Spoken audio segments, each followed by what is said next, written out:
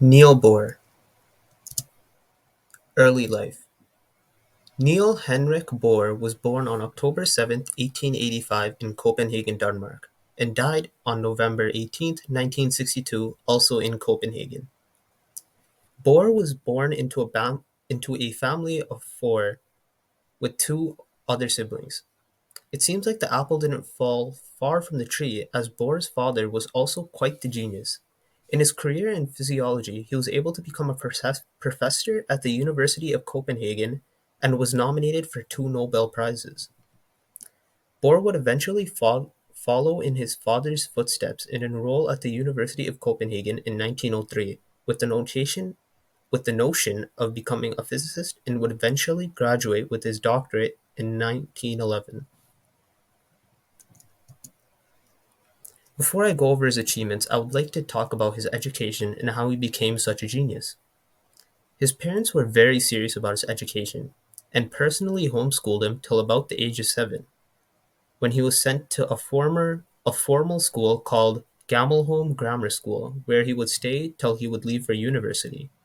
He would enter University of Copenhagen in 1903, the very same school his father is a professor at.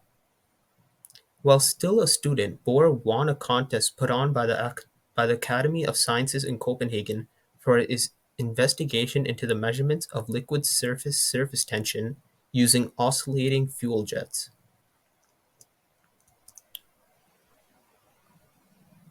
Now on to his most famous creation, the Bohr model of an atom.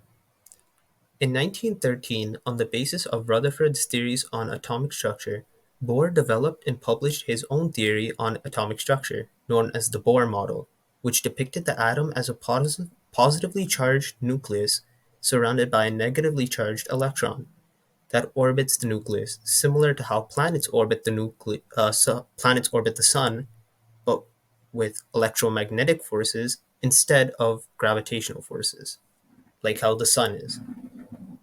What Bohr was able to get right and his predecessors failed to get right was that electrons that orbit the nucleus have a set energy and size.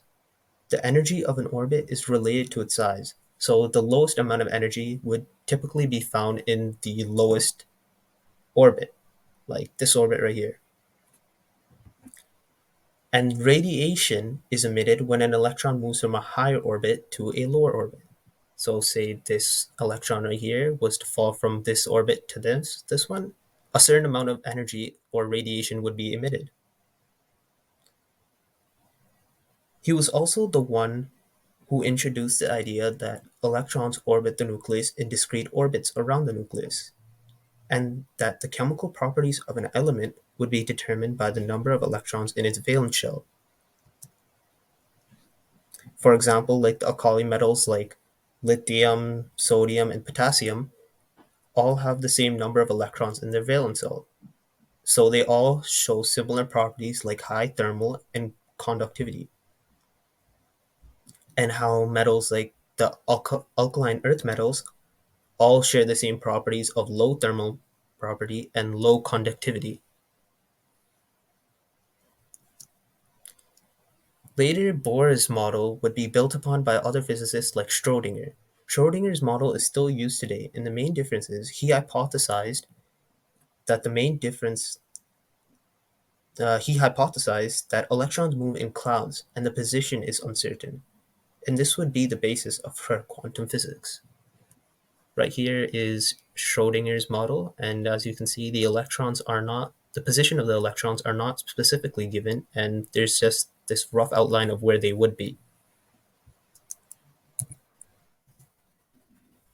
But back to Bohr. He developed his model, Bohr's concept of complementarity, which he wrote about in 1933 and would continue to write about until 1962, states that an electron can be viewed as both a particle and wave, but never both at the same time. The principle also states that pairs of complementary properties cannot be viewed at the same time, and this is the cornerstone of the Copenhagen interpretation. And a quick and easy explanation of the Copenhagen interpretation is it states that a quantum particle doesn't exist in one state or another. but all possible states at once. And a quick fact about the Copenhagen interpretation was it was developed by Niels Bohr and Werner Heisenberg during their time together at the University of Copenhagen. Now on to some actual interesting things Bohr helped develop, which was the creation of the atomic bomb. A fact that not many people know was Bohr actually helped develop the atomic bomb and was part of the Manhattan Project and joined under an alias for security reasons.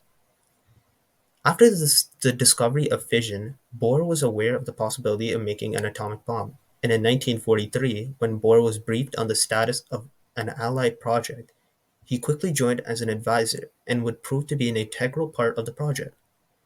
Bohr would use his vast knowledge of nuclear physics to help develop the initiator for the bomb, and would remain as an advisor to the leader of the project for the rest of its duration. So what Bohr developed was right here, the detonator. And these are the references. Thank you for listening.